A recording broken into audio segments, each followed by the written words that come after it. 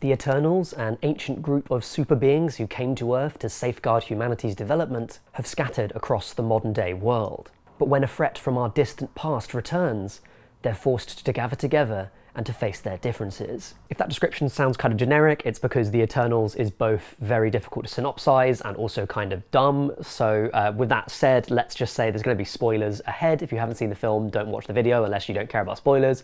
I would recommend, by the way, to not watch the film, so spoilers for me would be fine, but that's just my opinion. You have the right to make up your own mind. And yeah, let's sit and dunk on the worst movie that Marvel's made yet. There's always a future, there's always worse stuff they could do. First of all, a bit of background information, because I think it helps set the scene. If you didn't know, the Eternals were the brainchild of one of the most influential comic book creators, Jack Kirby, who made a huge bracing of characters where you would recognize loads of them. And Kirby always had a kind of mystical and spacefaring style to his work. So it's no wonder that he made not only one story about ancient super beings coming to Earth, the Eternals, but actually two, because he also wrote New Gods for DC. You know, Darkseid and all that kind of stuff. Kirby's work is incredibly distinctive, but it's also super weird and very cosmic, and so it's not been exactly priority to be adapted into the silver screen. And I personally, as someone who's read comics for like my entire life, had no idea what the Eternals were until Marvel announced they were going to do a movie about them. So I went and read Neil Gaiman's maxi-series reboot of the comic, which was made in the early noughties with John Romita Jr. doing some of the art. And I actually have to say, I liked it. You know, I'm not a huge fan of Kirby and this kind of cosmic stuff. I think superheroes should have some kind of grounded element. But I actually really liked Gaiman's adaptation of it. And the fun thing about that maxi-series is that it essentially asks, you know, where have the Eternals been? Why haven't they been getting involved in society? You know, why have they allowed all these crimes to happen on Earth? And in the case of the MCU, I think that's a really interesting question to ask, what with Thanos and stuff like that. In Gaiman's version of the story, all of these characters are on Earth, but they don't know they're Eternals. They've all got amnesia, they seem to have deliberately gotten rid of their memories, and so when they start to reconnect with each other, we get to see them recast in interesting ways. You know, one of the characters who has the ability to hypnotize people has become the press secretary for a totalitarian Eastern European state. Stuff like that. And it's a really interesting take. It's very modern, it's very streamlined, and you know, like it or lump it, I think Marvel have built a very effective brand around doing just that. Taking some of their weirder ideas, streamlining them down, and placing them in a modern context that can be instantly accessible to cinema audiences. So imagine my surprise when the opening minutes of this film not only essentially say, hey, buckle up, we're going on a deep dive of the weirdest lore we've ever done, but in fact that information is literally described through an opening crawl. The laziest, most hackneyed trope of exposition possible, one that's so ancient that it may as well have been invented by the Eternals. So we get this opening crawl where all of the lore is explained, this huge dump of exposition, and then we see this curiously bloodless fight scene where the characters fight off the Deviants. The Deviants are the characters who they've come to Earth to destroy. In the comics, they are these really goofy looking kind of human types. They're supposed to be kind of corrupted humans.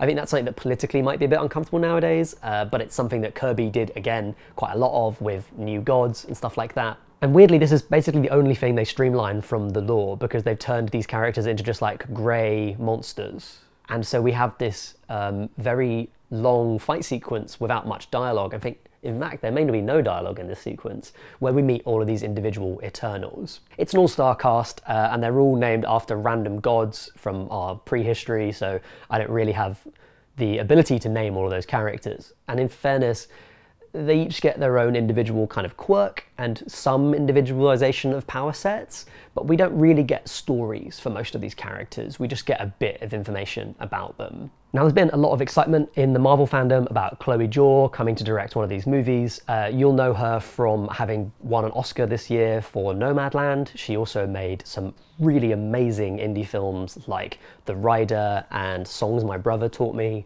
The first one actually didn't get a release in the UK at all, so no wonder you haven't seen it. The Rider is available online some places, and I highly recommend you see it. Zhao's whole trademark as a director really is working with almost entirely non-actors, working on stories that are quite closely linked to their life, and in the case of The Rider, essentially fictionalizing a real episode from the main character's life. And she's also famous for a visual style that's kind of reminiscent of Terrence Malick, that's developed with the camera operator slash director of photography, a British guy called Joshua James Richards. Now, I say there was excitement about her being involved in this film. I guess that's, to me, kind of naive. I've never really felt watching these Marvel movies, particularly after Phase 1, that they felt distinctively the work of any of the particular directors that they were from. I think the exception you could make for that is probably Taika Waititi, who, to be fair, has a style that's so similar to the kind of banter-led comedy of all the rest of the MCU that I don't really know that's that distinctive, to be frank. But basically the modus operandi of making these films is that the director shoots the 40 minutes or so of conversation in the movie, and then the rest of it is shot by a second unit. If you look at the second unit, they're basically the same across all of the Marvel films, and that's what happens here. So in some ways this doesn't feel like a Chloe Zhao film at all, in likelihood because the vast majority of the film was not shot by her. Joshua James Richards, this cinematographer that she works with, did actually work on the film, but as a camera operator.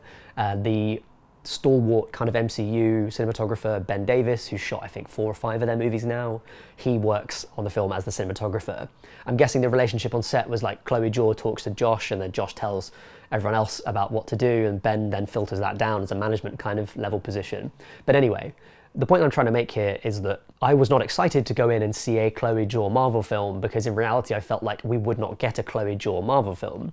Now, I was quite surprised to find that it did feel like a Chloe Zhao film in certain ways, but almost all of those ways are bad, unfortunately. The biggest problem is that her wide-angle, natural light style of shooting stuff is very floaty and is really good in like an independent film setting where you're looking at character studies, because you're watching the frame unfold, you're understanding about the place they're in, you have the time to settle and sort of analyze the frame. But that's not really what you want from an action movie sometimes, and you see that very early on in these fight sequences where the camera will just kind of float around following people and you don't get any weight to the CGI. It feels dull and floaty, which might also be because the design of the monsters and the way they move is also dull and floaty, and in the case of the characters they are both dull and they can float, so that might be other reasons why, but the cinematography was what really stood out to me there. So after this ancient opening we cut to modern day London, and I was quite happy for once to see a depiction of London that wasn't just the 4 streets in the financial district that they always film in. Instead we cut to Camden Lock, where there's a big fight there. It's this famous site in northwest London, and then Gemma Chan, who's like the lead of the film, Cersei, goes on a quest with her mate Sprite and with her ex-boyfriend Icarius, and then they go on this globe-trotting adventure around the world where, despite kind of travelling to all these different places, almost all of the shots are mid-wides showing the same 6 people's faces. What are you going to do? At least the backgrounds are different. And boy, is it globetrotting, you know. A lot of memes were made about the fact that Kevin Feige was like impressed that Chloe Zhao wanted to shoot in actual physical places to see like blades of grass and stuff and not just be on a green screen the whole time. Although again, to be clear, I'm pretty sure most of this was done on lots of green screen. And yeah, they go basically everywhere, a slightly questionable amount of locations really in a very short period of time. They go from London to South Dakota to India to Australia to South America, and then somewhere in the Indian Ocean, I think, after that for the finale of the film, which does seem like quite a wide distance to cover, especially when you consider that I don't believe all of the characters can fly. The real proper action doesn't kick in until almost an hour and a half into the movie. There's like a really long action sequence in a forest, which actually is probably the best bit of the movie. It probably is the only bit that really felt to me like it had any sort of identifiable stakes or like stuff going on that wasn't just floaty monsters fighting each other. And underneath that whiz-bang globe-trotting journey with all of its like quips and all these characters, there isn't really a story. And what do I mean when I say a story? I guess in the broadest possible sense, a story should have like dramatic beats. Should be like a beginning, middle and end, probably where we find something out in the middle that switches that story over, and where the characters change over the course of it. And I think it's that latter thing that this movie really struggles with, weirdly in a similar way to how Captain Marvel failed to really have like a dynamic arc for its actual lead character. There's this huge unwieldy cast, and while I would say that they're all identifiable, they have their own quirks and things like that, none of them really get that much focus. There's not much of an individual story for any of them. And I think that's the problem with having a team movie that introduces so many characters at once, which is one of many criticisms of the original Justice League cut that I think you could apply to this. And it's certainly interesting to see like all of the critical reaction to that and then compare it across to this, because I think in reality they have almost exactly the same problems. So to give you some concrete examples of how I think characters are underdeveloped in the film, and there's some weird pacing choices as well as a result of this, or sometimes causing these problems. There's an actor called Lauren Ridloff who plays a character whose name I can't remember in the film. She's deaf, this woman, the actor as well as the character, and the character has super speed. She's like quite a fun presence in the early part of the film, and she's pretty important to another one of the character's story arcs. And then she just disappears from the film for almost half of it. She's introduced in the first like 5-10 minutes, and then she's just not in it for like a large chunk of its runtime. There's another character called Gilgamesh who is kind of super strong, how original, and he is really kind of distinctively important to the plot and has quite big dramatic beats in it, but he doesn't get a spoken line of dialogue in the film as far as I can tell until over an hour into the movie. That seems like a weird choice, but it's a choice they made in this film. I think teen movies are difficult to write, and there are some established workarounds for it, which they try here. Funnily enough, they do almost exactly the same trick that Joss Whedon tried with Avengers, where instead of really having a team dynamic, he just pairs them off all the time and has them in little pairs. In this, almost all of those pairs are people who are wanting to bang each other. So you have like Gilgamesh, and then you have Angelina Jolie, who he's in love with, maybe, and then we have Lauren Ridloff, and we have Barry Cohen, who's just like trying to do his own weird thing in the middle of this film, and then you've got the leads. And the thing is, I can ignore a bad team arc because I think they are difficult to write. These sprawling teams of people are difficult. You have to give them individual personalities and everything. It's tough. I get that.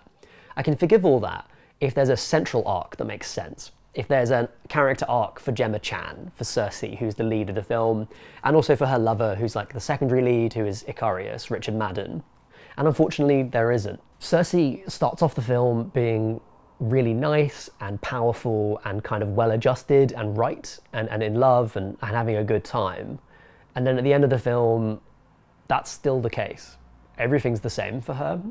And her story arc really could be described as like she gets more powerful and more right. And that, to go back to it, really reminded me of Captain Marvel, where essentially the story arc for her is like, she's really awesome, and then she's like, am I awesome? Am I awesome at stuff? Yeah, I am. Watch me do awesome stuff. And it's just flat in a way that isn't really interesting for an audience. It doesn't help, I think, that Gemma Chan is, to me, not a great actor. I know some people really love her work. I always felt like she's got a little bit of the school play about her. And certainly I think she's very wooden here. She has a love interest played by Richard Madden, who I also think is sometimes quite wooden, and here feels very wooden. That's my biggest problem with the acting, by the way, the whole way through this movie. People under-remote a lot in it, and it's hard to tell why.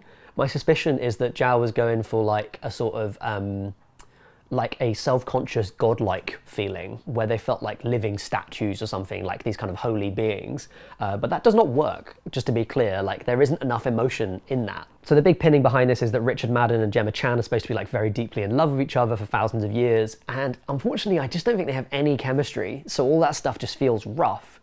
Something I've seen touted a lot about this film is that it has the first sex scene in a Marvel movie, and I don't think that says much about the emotional honesty of this film. I think it says more about the immense prudishness of American action cinema overall.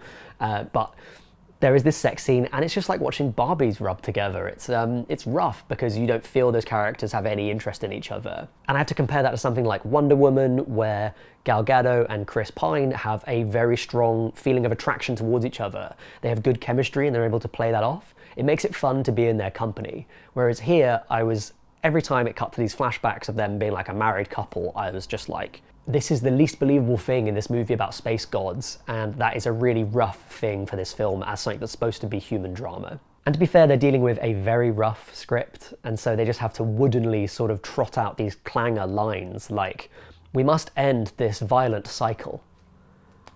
Isn't the phrase cycle of violence? It's been getting at me since I watched the movie. I feel like you could just do this stuff on another script pass, gang. It would be doable. And likewise, you know, Kumail Nanjiani seems to have not gotten any direction in the film, because he is this really stoic super god in the early parts of the movie, and then when we pick up with him in the modern day, he's become like Kumail Nanjiani, like this kind of joker, just like spewing out quips and doing comic relief.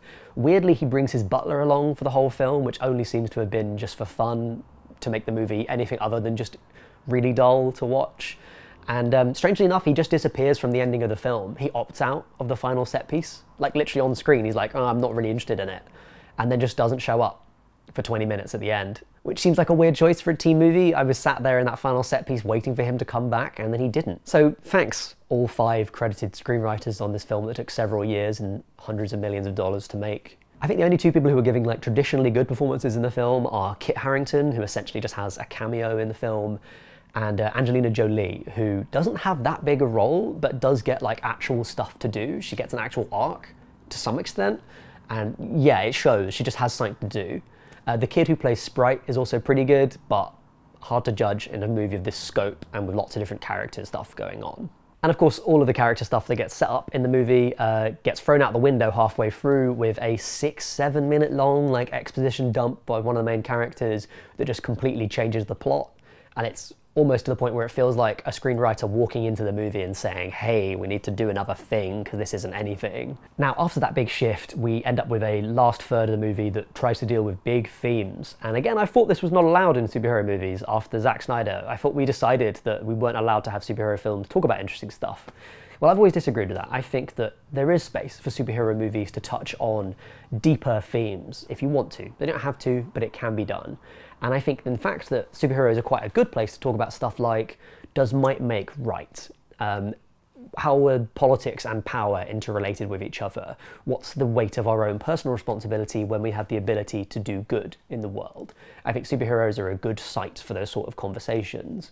And Eternals, I think, wants to have those conversations.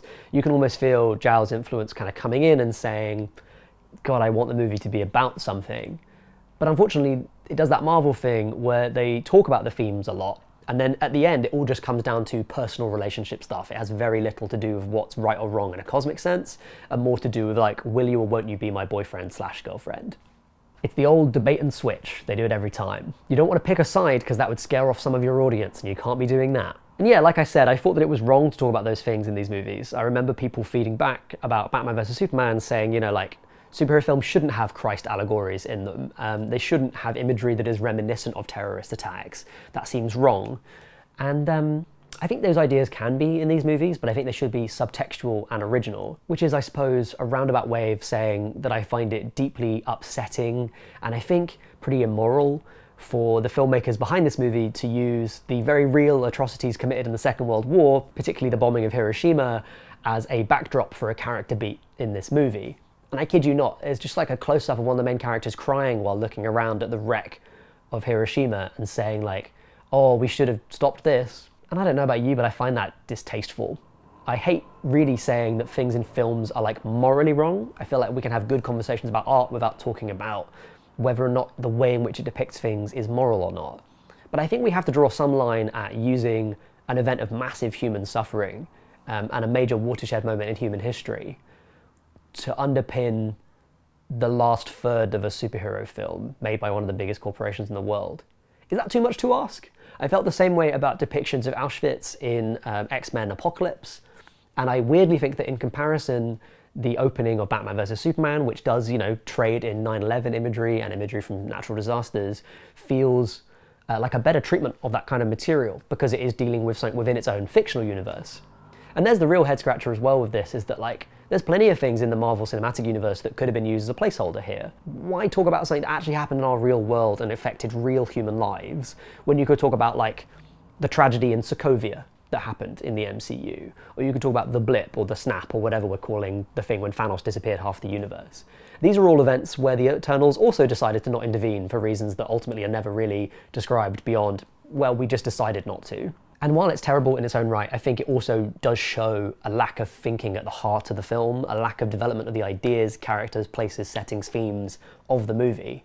And that's what causes all of these problems that I've been talking about the whole way through. It's that lack of understanding about the characters and their central journeys. Like I said at the start of this video, whether you like them or not, I think Marvel have actually had their finger on the pop cultural pulse for like 2 decades at this point. I think they've successfully understood what people want, they've defined a formula, and they've delivered it time and time again.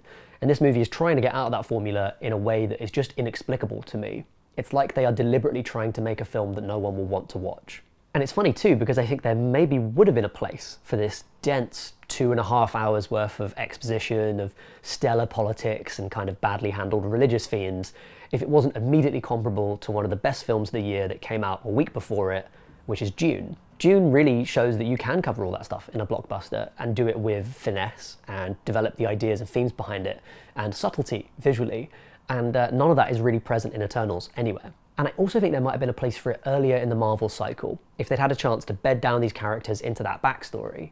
But starting where they are now and not using the very good, like, Neil Gaiman miniseries, for instance, as a way of kind of covering their arses, it is weighed down by how much it has to explain about how that universe makes sense with all of what we've seen before. And I think, to be honest, that within Marvel, their confidence was also shaken in the film, because it's the only way that I can understand the fact that, you know, unable to carve out this new niche, they spend their last couple of minutes in this movie setting up the most blatant sequel hooks that Marvel's ever done.